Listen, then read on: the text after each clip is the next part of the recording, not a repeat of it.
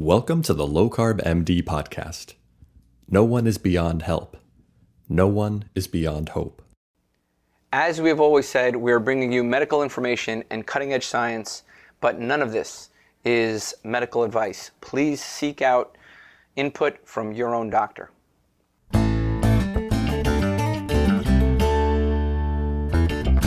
Hello and welcome back to the Low Carb MD Podcast. Tro, we're back together to do more damage. This is good. Oh my God, I can't wait. This has actually been a long time coming. Somebody I've been interacting with on social media, I've talked with several times. Somebody whose story actually I heard on another podcast, if I'm not mistaken. You did another couple podcasts recently. So I'm excited here to have Dr. Christopher Netzel. Oh, did I pronounce that right? Oh my God, man. I do good? He's like, you did it right. Yeah, you got it. Tell me if I get this introduction wrong, okay? You're board certified in anesthesiology and pain medicine. You did your undergraduate medical education at University of Wisconsin. You did your pain fellowship up at Rush, and you've been practicing in Florida for the past 2 years, focusing on pain management. Mm-hmm. And I think we interacted a bit, a while back, just because you were seeing so much improvements in the pain, in sort of approaching your patients in a multimodal fashion, not just sort of injections and pain meds, but looking at how the diet can influence that. And that's something we've talked about here before. That's right. Yeah. Before we get started, Brian, before we get started, just one quick thing. You got to really help me, Chris. How do I treat pain from, dealing with a West Coast guy for like 4 or 5 years? Any way to treat that? I don't know. I don't think there's an injection or anything for that. Yeah, it's rough. It's rough having to deal with me. Tro, remember when people didn't like us when we first started because we picked on each other and people thought we hated each other? Remember that? It was so funny because I had my supporters and Tro had his, and they're like, I don't like Tro picking on you. And then they're like telling Tro, I don't like Brian picking on you. I was like, we're guys. That's what we do sometimes, It helps us alleviate the pain that we go through and preparing for podcasts and taking feedback and all that kind of stuff. So we're just in training to tune everyone out. Yeah, maybe there's a pain, increasing our pain tolerance, right? That's Chris, right. So tell us, how'd you get started in medicine? We always start there. How'd you get started in medicine, and how did you come to the, understanding the relationship between diet and your field? I'm curious where it all started and sort of what opened your eyes along the way. Well, I think like so many of us in this space, it started with my own personal journey. I came out of my fellowship training, 40-ish pounds overweight. I didn't feel good. I had aching joints. I was depressed. I was fatigued. And I spent, residency and fellowship cultivating some pretty poor habits.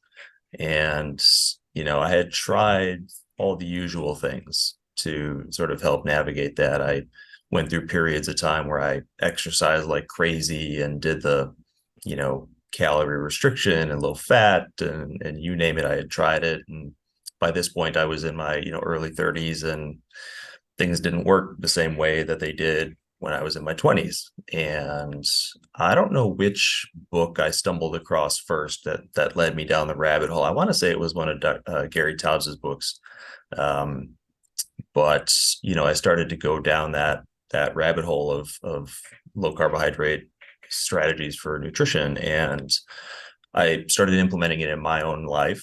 And within a few months, I dropped 25 pounds without touching a weight, without doing any kind of physical activity, didn't do anything, just changed the way I was eating and when to a degree. And, from there, it transformed into, I started to have the energy to go to the gym and do things and, exercise wise. And I lost another 25 pounds and, got in some of the best shape I've ever been in my life in a relatively short time. I lost, joint aches and pains started to get better. I've got both of my ACLs have been replaced. And so, I get knee issues here and there periodically, and that started to get better. Heartburn that I had for years especially as a medical student and trainee, got better. And part of that's probably stress related, to be honest with you, but So I started to notice all these improvements in my own life,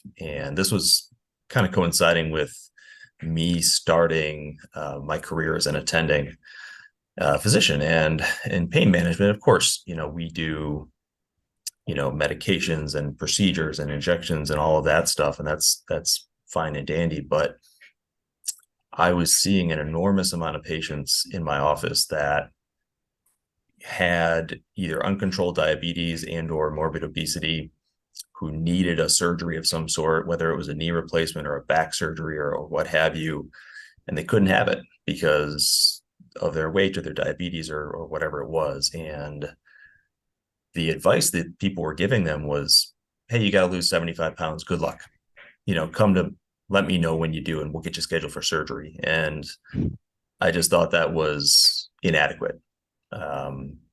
And so hey, listen, you got to clear that pneumonia. And if you make it through, just give me a call for your annual physical. Yeah, it's crazy. It is crazy like that. They'll go like, just lose 75 pounds. Oh, okay. Thanks. Like, what am I supposed to do? Like, how am I going to exercise? How am I going to like, and what you said, Chris, I was interested is, like, what was your kryptonite foods? Like you lose, 40 pounds like that. I mean, what was it? Was there certain things that you go, oh yeah, I was eating ramen noodles or, pizza. What was it what change did you make that really translated over to weight loss and getting metabolically healthier? Well, I'm a big fan of Joan Iflin's work with food addiction, processed food addiction. She's doing great work. It's real. And for me, it was any of it, right? It was, not only the pizza and ice cream and the donuts and everything like that, but even for me, like fruit and natural sources of sugar can be an issue. And so just kind of cleaning that up. And at the beginning of my journey, like a lot of us do, we start in that sort of dirty keto space where you're still eating like, keto treats and keto approved junk food, basically. But even with that, even doing that, things improved for me pretty quickly. And then, so between that and intermittent fasting or sort of time restricted eating, just being diligent about that, it improved a lot of things. But as far as kryptonite, it's anything, honestly. I tell people all the time, when it comes to food, we're sort of a bunch of alcoholics in a liquor store. We're tempted left and right. And to Joan Iflin's credit, we don't tell people that are addicted to alcohol or heroin or whatever to use it in moderation. That's kind of crazy, but we say that all the time about food. And so maybe not everybody has this problem where it's that degree of difficulty with addiction, but for some of us it is. And so I just tend to do better without it on average. It's amazing. I just think back to Rob Sivas and when he came on episode 10, and I was like, this guy's hardcore. Like he's hardcore, and he has a severe sugar addiction, processed food addiction. And when he talks about it, you start realizing, oh my gosh. And that's when Tro and I start realizing, okay, it's not a one size fits all, because some people can have a cookie every once in a while and then they're back on and they're good to go. And other people have one cookie and then they're, shooting sugar into their veins for the next 6 months, and so yeah, it's kind of figuring out who we are and what works for us and what doesn't work, and the other thing is, some people, if you make it too restrictive, they can do it for 30 days and go, okay, I'm done with this, I'm going back, and then they go either all in, all out, and not say, okay, let me get back on track. And so it's such a psychology of all this stuff too. It's huge. Right. Yeah, so that's kind of where I got into it, and I started helping, or at least pointing people in the direction of low carb nutrition, as I was trying to get them predominantly in a better place to have whatever surgical procedure they needed. And that's kind of the way it started. But as I kind of went along, I got a little more confident in making these recommendations, and I started to see benefits, or I started to see improvements. People would come back to me and they were down 20 or 30 or 40 pounds. And, the thing about my patient population is very few, if any of them, can exercise much because it hurts. They're, again, morbidly obese, 60 plus years old, a couple of back surgeries in, or a knee surgery. And it's kind of insulting for us to ask a lot of those people to go out and do strenuous exercise, because it's just not physically viable. I tell people I want them to be as active as they can be, but it's just not something we can rely on for the chronic pain population, to be honest. And so we have to focus on the other stuff. We have to focus on the nutritional element. We have to focus on sleep and stress and all these things. And those are a little bit harder to address in my mind. Nutrition is probably not the easiest, but the one that we have maybe arguably the most control over in a way. So, I'm curious. I mean, sounds like you went through your own, I think out of all the greats that we've had on here, a lot of them had their own sort of experience with this. And, here you are, though, losing weight and sort of, reading Gary Taub's book, or, how does it infiltrate into your practice? How does it become, it sounds like you relate to this concept of addiction when it comes to food, and a lot of great people working on that. We have to talk about Jen Unwin and Robert Lustig and so many others. Shabani Sethi is another great one. A lot of we've had some on. Molly. Oh my God, I'm gonna get killed for not remembering Molly. Okay, Pain Shop, and so many others sort of worked in this field of understanding the intersection between eating and addiction. Is it a behavior? Is it chemical? I'm sure in pain management you see a lot of addiction. Mm-hmm. I'm just, you're processing all these new ideas. You're losing your own weight, and how do these change your practice, like your own experience, your exposure to people who are thinking about nutrition differently? There's got to be a party that's skeptical. It's like, wow, processed food, how could you be addicted to it? And so how can it have that much impact on pain? Bingo. And it's pain is such a, you have an overlap, all these things. Depression makes pain worse. Eating crappy food makes pain worse. Not sleeping makes pain worse.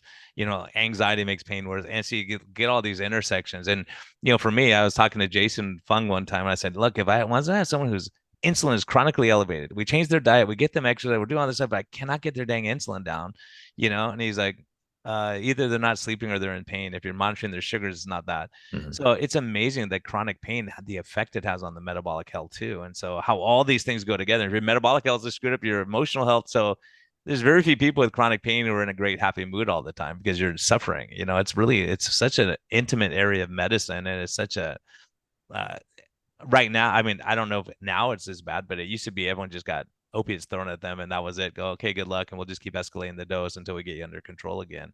Right. Yeah, so there's a lot there. I think, to mention the opiates, my old practice was pretty much zero opiates. We didn't, we got rid of them, we weaned them, or we didn't use them at all. I'm in a practice now where it's a little bit more moderate. If somebody comes to me and they're not taking any opiates, I don't put them on them.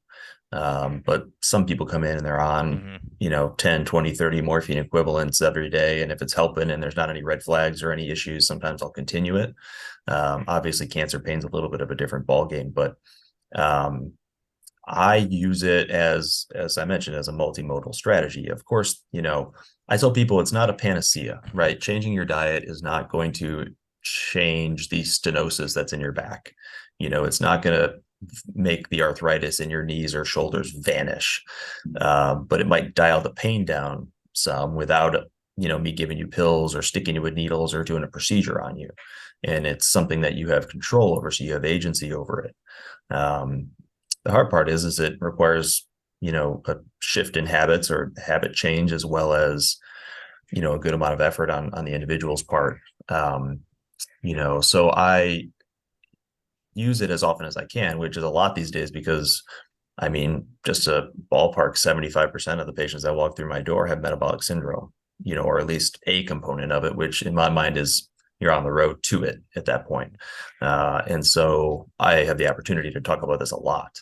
But it's been fueled by results. I get people regularly who come into me that have bought into this, that their migraines go from 20 a month down to 7 or 8, or, I had one woman, I was using it to treat migraines, but she was convinced she was going to need a hip replacement.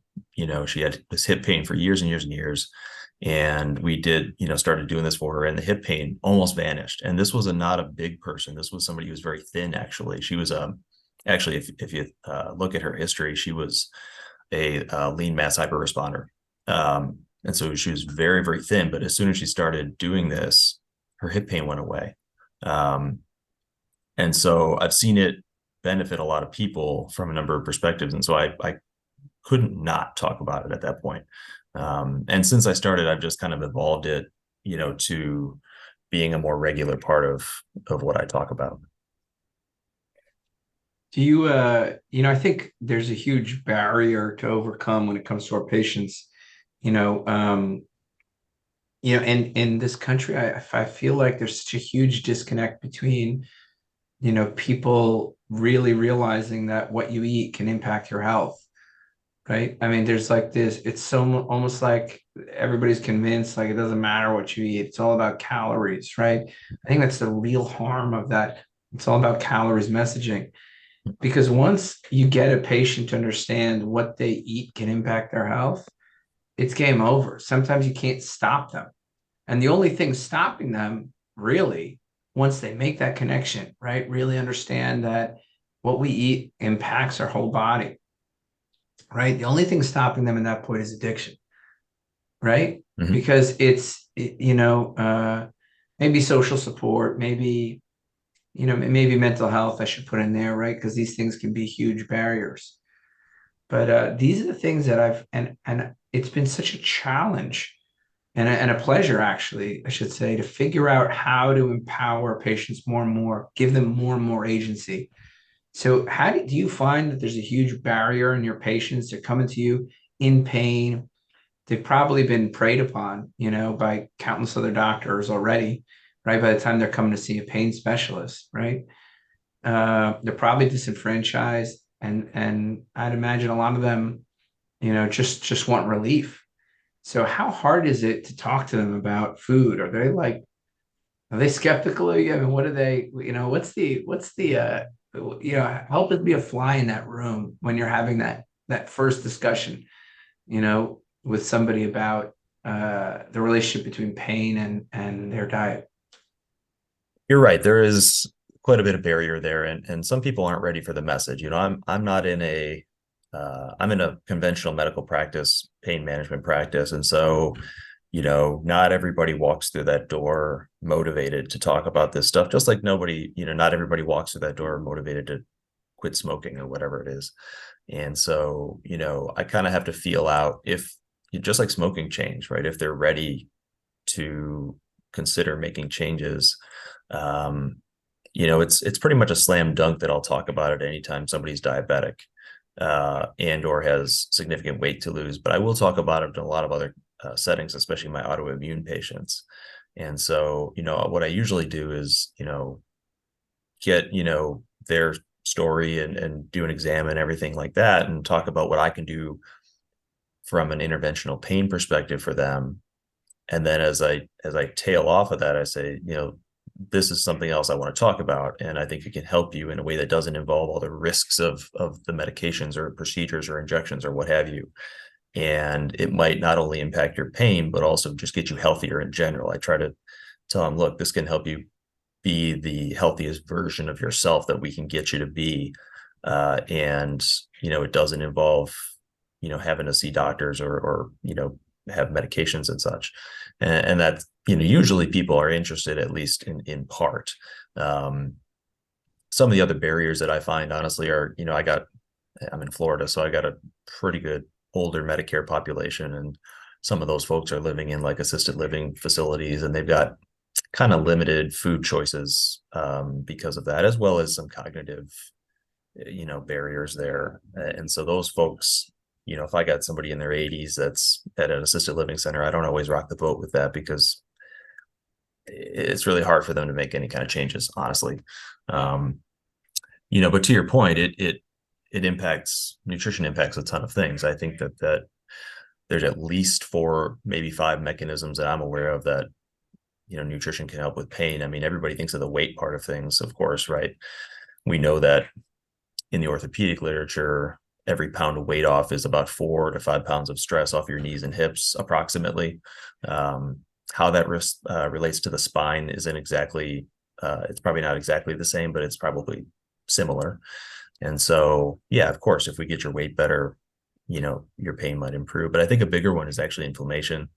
You guys have talked about that before. If we dial the inflammation down, it's like, somebody's arthritis in their knees being a fire burning, and metabolic syndrome being somebody pouring gas over that fire. If we could just stop doing that, stop pouring gas on the fire, you might feel better. You mentioned, the mental health part of things. And I think that, is it Dr. Palmer, who's doing a lot of research with Palmer.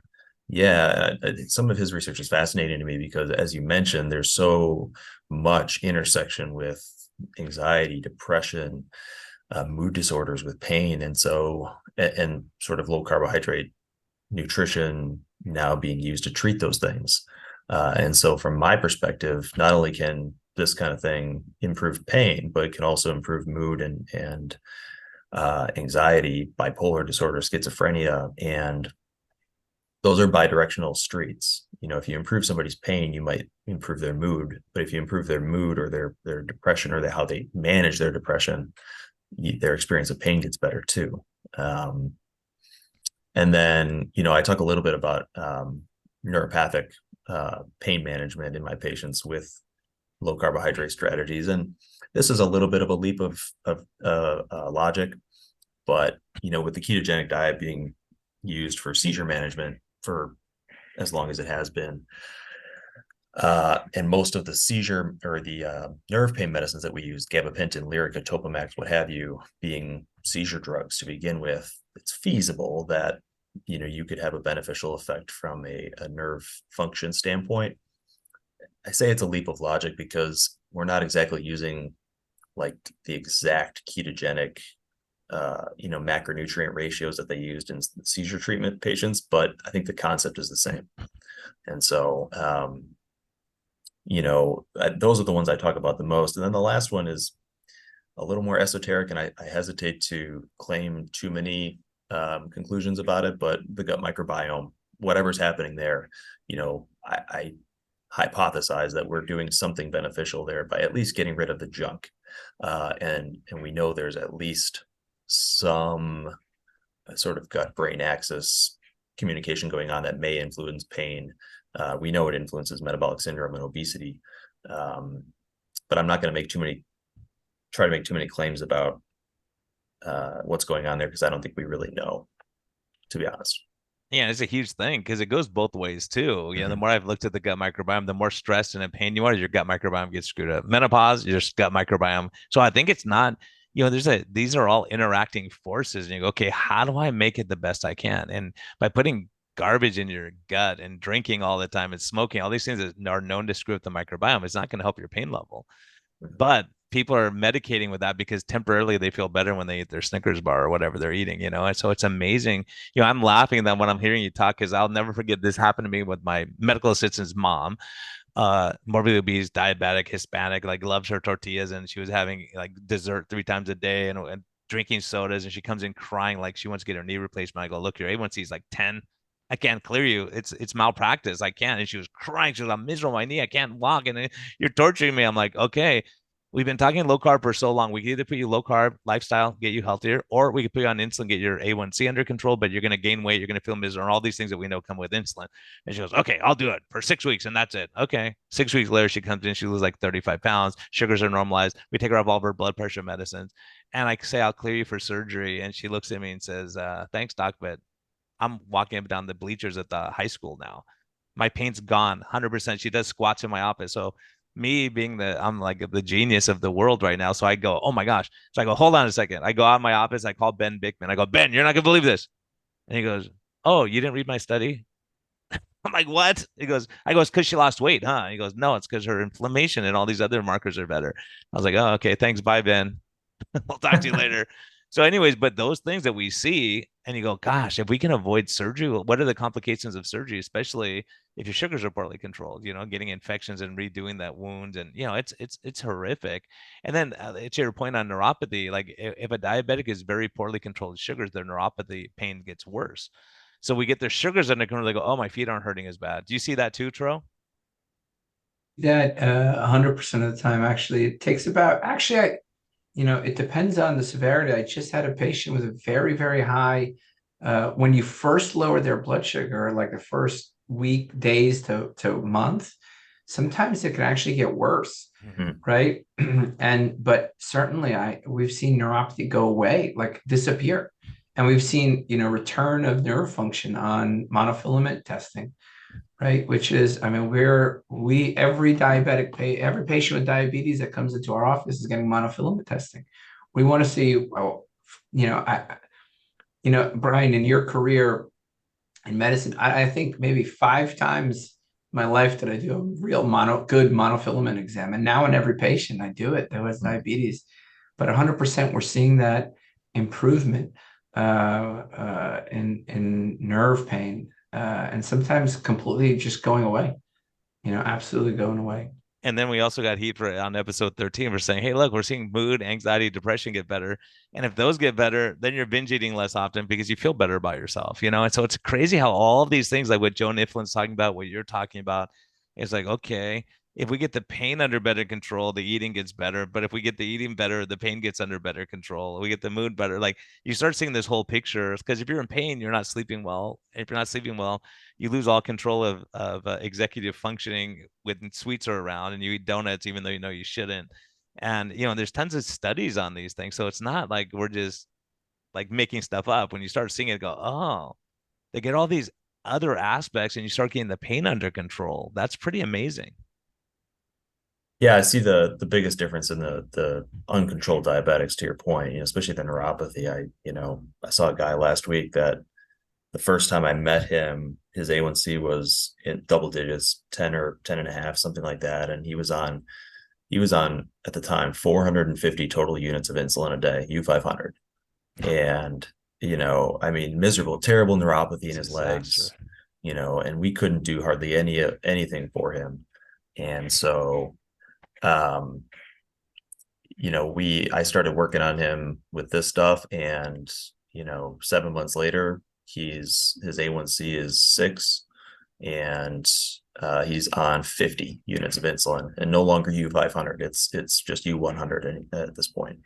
And so, but at the same time, he lost about 35 pounds, and his neuropathy got better. For that guy, you're not going to get rid of his neuropathy because the damage is done in some fashion. But we improved it to the point where we were considering spinal cord stimulation or some more advanced procedures for him, and he didn't feel like he needed it at that point. So, those are the kinds of success stories that I find the most rewarding. And we see it regularly. Yeah, it's pretty amazing. And then, just being in chronic pain, the effects that has just on everything. Relationship is like, if you're in pain, you don't want to, like, if I get the flu, I don't want to be hanging out with people and talking to them. Right. So it's like, it's all that, how the whole big picture comes together. And so do you find, like, if people will make dietary changes, that they improve more than people who won't? Yes, absolutely. And I think it's a couple of things. I mean, it's all the things that we mentioned in terms of their weight or their blood sugar management or their blood pressure or what have you. But I think it also gives them a sense of agency. It's something they have control over, that they're actively doing something about, as opposed to me giving them something or doing a procedure or doing something to them. I think there's a bit of a mental or emotional component to that. And it also, it gets some buy-in from them in that way. And so, yes, I do think that's the case. And I was thinking about this the other day. When I first started doing this, I was real fearful because of the experience that I had read and heard about from, guys like Dr. Fetke and Dr. Noakes and everybody. And I was like, I'm going to get, hung and crucified here by the primary care providers or whoever else that are in my group, because I'm some pain doctor out here giving dietary advice. And I've been pleasantly surprised with that. I haven't really had that kind of pushback. And so I'm pretty fortunate about that. I've had a couple of patients raise their eyebrows at it because they have been given the usual dogma for the last however many years, and it went against that. But thankfully, I have not been persecuted as much as others have for giving out this kind of advice. Yeah, I think it's come around. I think it's come full circle, especially when Noakes and Fetke both were vindicated in one, and the judge goes, "This is embarrassing that this would ever happen." But when you start seeing the results, and those patients are gonna, they're gonna see their patients coming back. For me, I took heat initially, but then after a while, and they go, "Oh, the A1C went from like 9 to 5.8." Okay, you're doing something something from that standpoint, because we all know that diabetes if you look at most disease processes we treat, poorly controlled diabetes is at the top of the list across the board, right? So then when people go, okay, if we can get the diabetes better or the metabolic syndrome or get the insulin down, but the problem is most doctors don't check a fasting insulin. They don't look at the whole metabolic marker. They like zoom in on the LDL and they don't say, oh, your triglycerides are 480 and your HDL is 20. Right. And so we got to fix those problems too. Yeah. Absolutely. And I've had a lot more discussions lately with people from a cholesterol standpoint. I get into it obviously because everybody worries about, the things that we eat with low carb nutrition, eggs and steak and whatever being bad for your heart. And, I have to talk them off the ledge about this is going to kill you from a heart disease perspective. But I've had the conversation more with statin drugs from a pain perspective and or a cognitive perspective. That people with diffuse joint issues or muscle tension or muscle pain, I say, I don't know if it's contributing, but that statin you're taking might be contributing. And if we get you, better, if we get your blood sugar and your blood pressure and your weight going in the right direction, your triglycerides down, your HDL up, all of which we see regularly with low carb nutrition, your risk of heart disease related to LDL cholesterol abnormalities is the same across the board, meaning it doesn't matter what your LDL cholesterol is, or at least that's what the evidence seems to say. And so what are we doing with that statin? We're just exposing you to risk. Again, I when I first started talking to people about that, I was a little worried that cardiologists were going to start knocking at my door, but so far they haven't. And I tell them, have a conversation with your cardiologist, and see what they say. If they can convince you that the benefit outweighs the risk, okay, I'm not going to argue with that. But in most cases, the argument is not strong enough to continue it, especially for primary prevention. And so, we consider getting rid of it because it might be impacting their pain and or cognition. And how often do you see that when you stop at their cognition and their pain gets better? Pain pretty quickly. Cognition's harder to quantify. Yeah, it's hard to assess that. Sure. Yeah, it's not always. It's a little more subtle, but like sometimes people will come back and they're like, "Yeah, I don't have those Charlie horses at night anymore." When people lay down and go to bed, they thought they had restless legs syndrome. Which my father-in-law bought 3 different beds. He's like, "Something's wrong with my bed. I'm waking up with back pain every day." And then he stopped his med and he was like, "Oh my gosh!" Right? Yeah. It's amazing. Yeah, It's crazy. It is pretty wild. And the same thing I just had this talk the other day with somebody about their blood pressure drugs.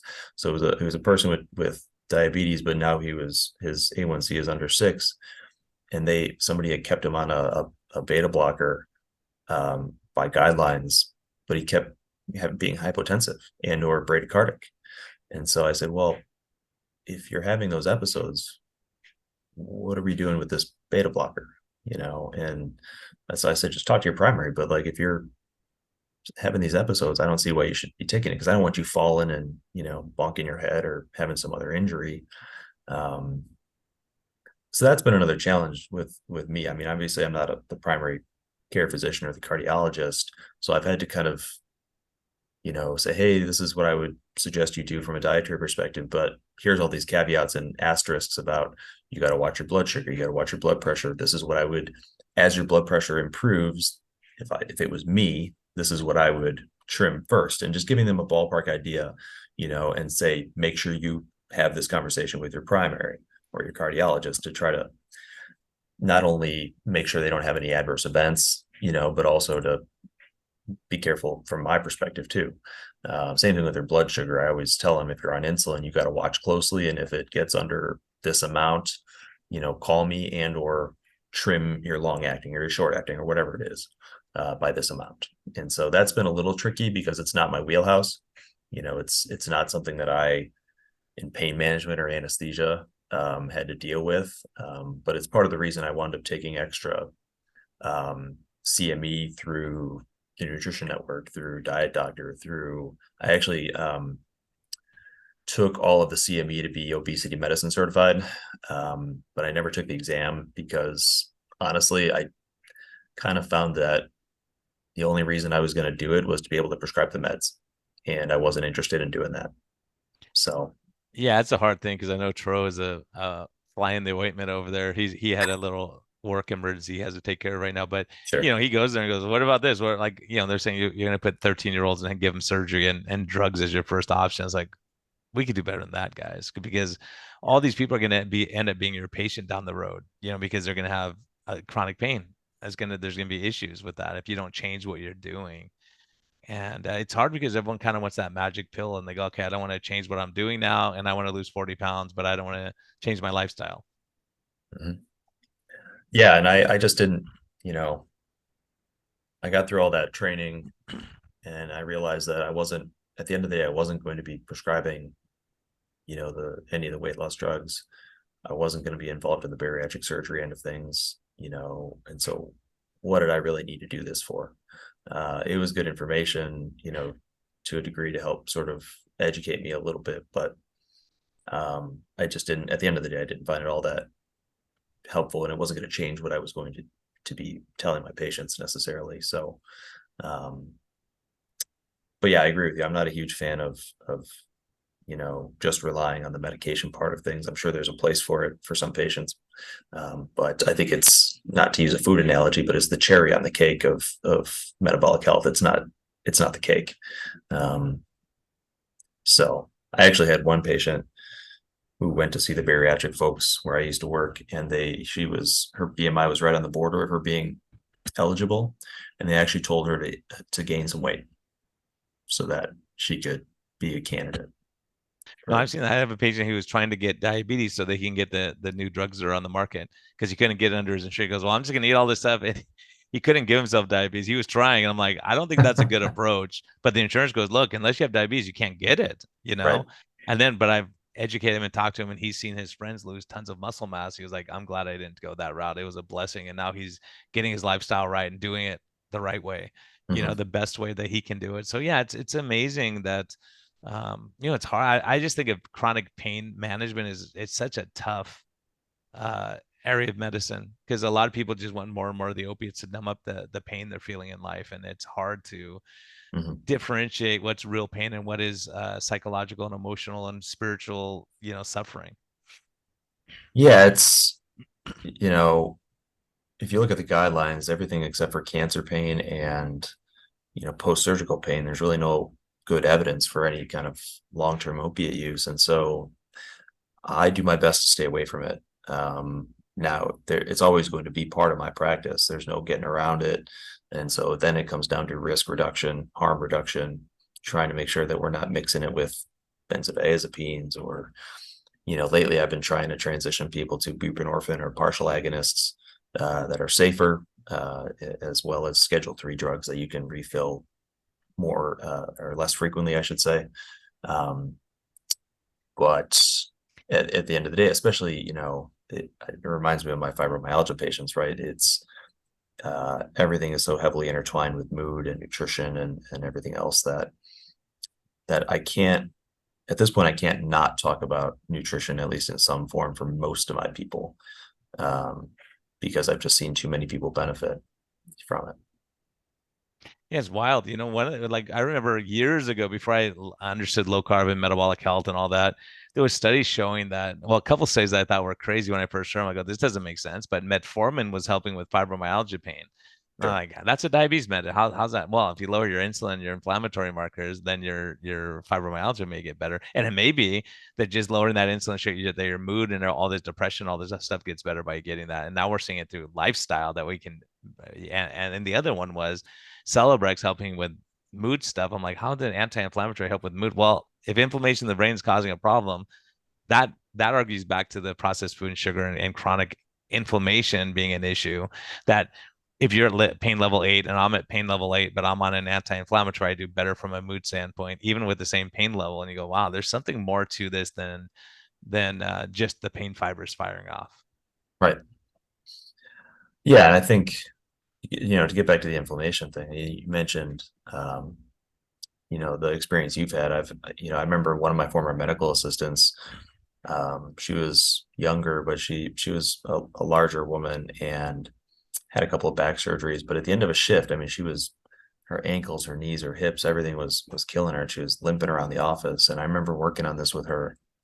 And within about 6 weeks, she came to me, and she had lost about 5 pounds at that point, but it wasn't a lot. It was a nominal amount of weight loss, but she didn't have that issue anymore at the end of her shift. She wasn't limping around like she used to be. Her knees, her hips, her ankles didn't bother her. And so people always talk about, oh, you're getting, the reason you get better is because of the weight loss and everything. And we see so many examples of people getting better without significant weight changes. And so it has to be other things. It has to be the inflammation part of things, or, the nerve related issue, or even the mood part of things, altogether. And so, I'm just out trying to spread the word as much as I can. Like you guys, I think, that there's another sort of avenue or way to treat this that doesn't involve just strict calorie restriction. It's not about that. Yeah, it's so frustrating because I have a patient who just pops in my head, and she wanted to get bariatric surgery. I talked to her. I go, look, let's try keto and see how I do. Let's try low carb. Let's just see. She had asthma, sweats, panic attacks, anxiety. You go through the list of chronic pain, joint pain, back pain, hip pain, all this stuff. And so, I finally have her follow up with me, and she had lost like 10 pounds since I started last time. I'm like, how's it going with the low carb? She goes, oh, I stopped doing it. Why? And she goes, well, because I only lost like 8 pounds. And I go, oh, what about your back pain? Oh, it went away. How about your panic attacks? Went away. How about this? How about that? All these other things. I'm like, oh my gosh, all of your medical problems that you're taking all these meds for got better, that you came off your meds now. But I realized that this is a true food addiction problem, right? Because she's like, I'm just going to get a bariatric surgery and lose my weight, and I won't have to. Well, it's not that easy. There's more steps to that, right? And you're going to have to give up the crappy food that you're going to have to give it up anyways, or take it in much smaller quantities. So you might as well just do lifestyle and get yourself feeling better. Yeah, I think I see a bunch of people that are frustrated with the weight loss at first, but so many of them, like you say, have other things that improve. Or, one guy comes to mind, he only lost a pound or two, but he's down a belt buckle or two. And it's like, well, if we did a DEXA scan on you right now and looked at your body composition, we're going to find that you lost body fat. But we don't always do that because it's just not always feasible. And so I tell people, you got to look at things from a big picture. The quickest things to improve are often the blood sugar type, responses, but it may be your weight. It may be your clothes fitting better. It might be heartburn. It might be sleep. It might be your mood. It might be your pain. It could be a number of these things, and not everybody's going to have the same response. It's going to be different for each individual. But just because just focusing on the weight part of things kind of is a mistake, I think, because it doesn't tell the whole picture. Have you come across any supplements that seem to help with chronic pain or chronic inflammation? I don't know. Complaints? I don't know that there's any magic supplements. I attended a lecture at our American Society of Regional Anesthesia conference last fall that was about nutrition and pain, and I was kind of excited to hear what they had to say, but I wound up disappointed because they kind of went through really rare genetic disorders or nutritional deficiencies and how to supplement them with things. And it takes a ton of testing, and you have to look at it's a lot. It's thousands of dollars with the laboratory sometimes to figure out exactly what factor is missing here. And it was like the rarest of the rare stuff. I mean, this is not every, the 90% of patients that roll through your door with metabolic syndrome that you can help them. And so it kind of missed the boat in my mind. But I haven't had any major supplements that are all that beneficial. You can make an argument for magnesium, I suppose. because it's got, some NMDA qualities to it. It's, helps with sleep. And so theoretically that might help with pain. But no, I mean, it kind of like the medications for weight loss, those are the cherry on top of the cake, same thing with the supplements. And that's, when you look at what I try to recommend for people, I don't have a whole lot of supplements that I recommend. It's like maybe take a multivitamin just in case. So take some vitamin D, maybe if you live in a northern climate or you don't get a lot of sunlight, salt your food, magnesium maybe, but it's nothing overly complicated or expensive. I'm not out here hawking, buy my $50 a month supplement line to, cure your ails.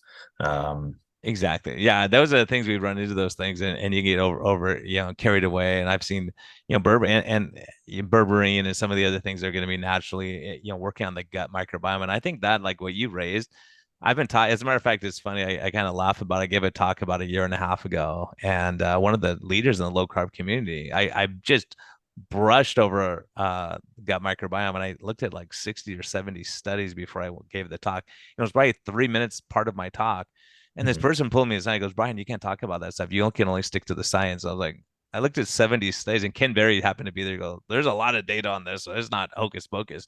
But when you start realizing the effects of some of these foods have on our microbiome and just, adding in some kimchi or sauerkraut or something like that, it's amazing. And especially, and I don't know if you have much experience if you looked at it, but I've seen people who, if they have a parasite or they have really messed up gut lining, when you try to treat the pathogen, sometimes they get a massive inflammatory response because that this lipopolysaccharide, which there's studies showing causes depression, anxiety, stress, and all these other things to get worse. And you go, man, if your gut is screwed up, especially in your case, because you have all these patients who are taking ibuprofen and naproxen and all these other things that are going to screw up, and maybe even using alcohol to self-medicate. And you go, okay, if we take some of these toxins out, let's see how much we can decrease the inflammation. Right. Yeah, it's funny you say that. I did, ironically, I did one of my grand rounds talks in residency about the gut bacterial content and LPS, lipopolysaccharide, and its sort of interaction with inflammation. And then I tied it into chronic pain and anesthesia a little bit. And, again, I come back to this idea that, yes, there's a lot of studies out there, but we know something's going on. We know pieces of it, but it's like we're the blind man, touching different parts of the elephant here, where we don't, at this point, I'm not sure we really know how to manipulate the gut microbiome aside from not damaging it, I guess. And so, because you can replace it and you can get out of whack because you're giving too much of certain ones and you get out of it. No, that's why I mean, it's a tough thing because we don't know enough to say, okay, here's what we're going to do. You just take this. But there are things like GI map and things like that. You can look and go, oh, you're really low on bifidobacterium. Okay, let's look at foods or whatever can help bump that up and see if it helps. So there's some, but you're right. It's like, okay, we know that it's like you're stressed, but I'm not going to tell you how to fix the stress, but I know it's a problem. So it's hard. You're right, because it's hard because, sometimes you have to change up what you're eating and lifestyle, because I think, I've read studies on and gosh darn it. It's just this weird microbiome that they only have it in Japan for certain food that they eat that no one else eats, a certain kind of algae or something where they can digest. I think it was like seaweed, but the rest of us can't digest it, but we don't have that bacteria. But, places, and they always make an argument, say, well, if you're vegan, you're going to have a wider display of microbiome. Well, yeah, because it has to digest a lot of different varying things. So does that mean it's good if you're carnivore and your microbiome changes a little bit because of what you're eating? Because I think our bodies adjust to what we're doing. Yes. But if you're putting GMO and toxins all the time in, and your microbiome is like, what the heck is this? I've never seen this new fake meat. This is a new thing I've never seen before. What the heck do I do with it? And trying to digest that. Yeah. And I, because I do kyphoplasties for compression fractures, I have the talk with a lot of my patients about bone density. And, unfortunately, I've got a lot of folks that have really bad bone density. And I would say a lot of them have either on purpose or accidentally been more or less vegan or vegetarian, honestly. And I know the vegans are going to hate me for this, but it's, I've actually done a handful of pre and post DEXA scans on some of these people that I get them to eat not quite pure carnivore. It's not, all the way Dr. Sean Baker kind of carnivore, but it's something close to that. And their DEXA scans improve. Having avocado and eggs, and then doing some exercise, things like that, and putting on muscle mass. That's one thing, because I agree with you. It's a hard thing because I don't want to be in war with anyone, but I'm saying, look, here's what I'm seeing. I was seeing in my old practice, I had a ton of vegetarians who were morbidly obese and diabetic. I'm like, how can this be? They're not, like, what do they eat? And then you look and like, oh, they're having Oreos. And some people were clean eating, but they were eating rice all the time, and they were eating a lot of, cereal and all that stuff. And you go, oh, your insulin's like 82. This isn't good. We got to fix this. But you're right. It's such a hard, you don't want to make people feel bad about what they're doing, but you go, okay, look, if we could just add in some eggs and see what happens, like see how you feel, mental functioning and depression. I think there's so much that, we just don't understand yet, but we see it and go, gosh, what is it? Like, why is it that the seizure medicines help with neuropathic pain and things along those lines? But we learn. That's what you have to be instead of discounting stuff, you go, okay, what's working for my patients, what's not working, and then kind of fine tailor it to what's working. Mm-hmm. How about naltrexone? Do you have any experience? Have you heard anything about low dose naltrexone? I hear some rumblings about fibromyalgia and some other pain that it helps if they're not on opiates, obviously. Yeah, so I used to use low dose naltrexone a lot in my old job, and it did have some benefits in fibromyalgia style pain. The issue is cost and getting a pharmacy that can compound it the way you want it to. And so where I'm practicing currently, it's hard to find that. And it's not, it's not horribly expensive, but it's usually $40, $50, $60 a month kind of deal. And so for a lot of my patients, it's just not financially feasible. There's a lot of promise with that. They've actually started using microdosed naltrexone, so like a couple of micrograms a day in conjunction with opiates when patients are on opiates, to theoretically reset some of the microglial cells in terms of some of their tolerance that goes on with opiates. That's really, really new data. I'm not really sure that's going to pan out. And it's hard to get approved, and the pharmacists look at you like, what are you doing? But it's an option for some people, I think, if you can navigate the cost and the pharmacy issues appropriately.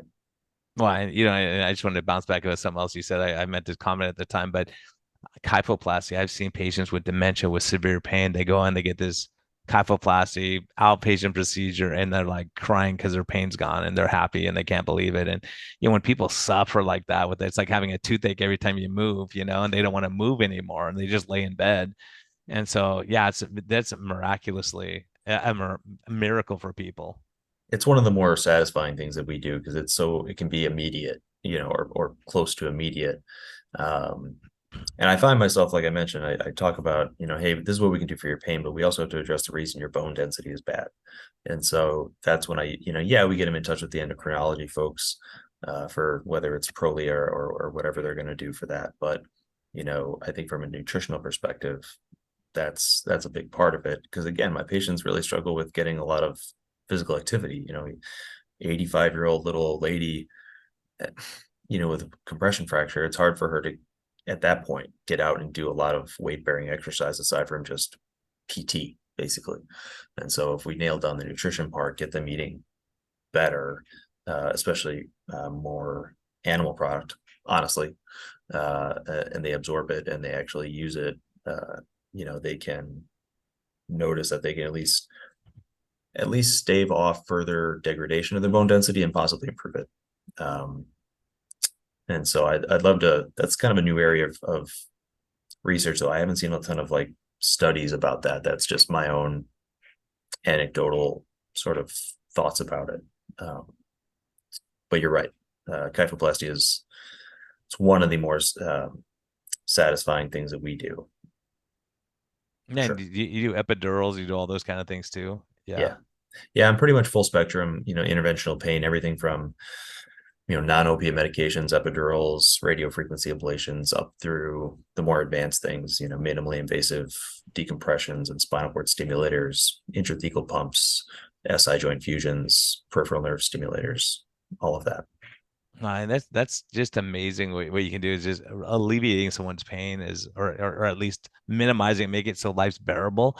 Man, that's a huge thing because chronic pain is one of the hardest things to treat for us. We go, oh gosh, what do we do? And using low carb and keto and lifestyle and stress management, all these other things really does pay dividends. But having an expert like you who can say, okay, we're going to shoot some steroids right in this one joint that's killing you, we can give you some relief so you can go function and enjoy life again.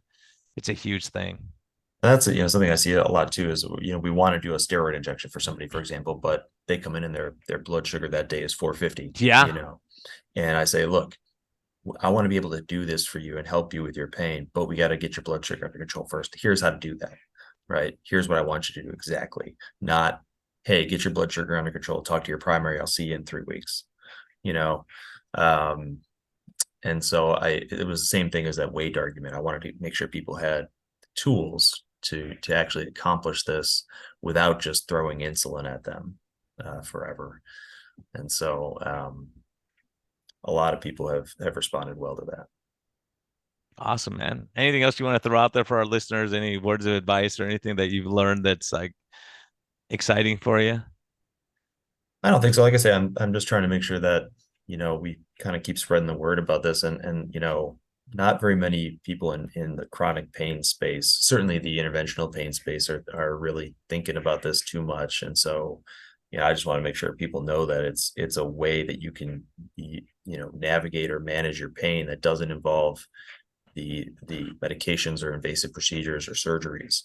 And it's not going to be a panacea. It's not going to take everything away. It's not going to fix everything for you, but it might dial it down enough, that it's better. Yeah, where you can go enjoy life and all that. So if people want to track you down, how do they find you? Where do they get you on social media or your practice? So I practice in Jacksonville, Florida. I'm part of Coastal Health, and social media and I are kind of interesting. I've got a bit of on again, off again relationship with it, but I'm at Keto Pain Doc on Instagram or Facebook. And, if people have questions, I'm happy to help there. Awesome. Hey, thanks so much for taking time out of your busy schedule to join us. Sorry, Tro had a little office emergency. He had to ditch us near the end here, but I know he was super stoked about what you're doing. I am too. And I think this is a great value to people out there. I have a lot of people that, pain's a huge factor in their life, and it just can really monopolize your thinking and obviously lean into poor nutrition, poor exercise, poor sleep, and all these other things we're trying to address from a metabolic standpoint. So, hey, if you're in pain, look at what you can do to change it. Look what you can do to improve your quality of life. And those are things. Don't just give up. Don't just say, okay, I'm going to sit here and eat my nachos all day and try to drown my sorrows with soda. There's things that you can do to make those pain levels better. And so reach out to people like Chris and other pain specialists out there who are really trying to focus on the big picture, not just throwing drugs at you. Sometimes we can do other modalities, but it takes work and it's hard, and it's it may be very difficult at first to change your lifestyle, but this makes a huge difference. Absolutely. It's been an honor. I appreciate it, Brian. Hey, thanks for joining me, and we'll talk soon. Sounds good.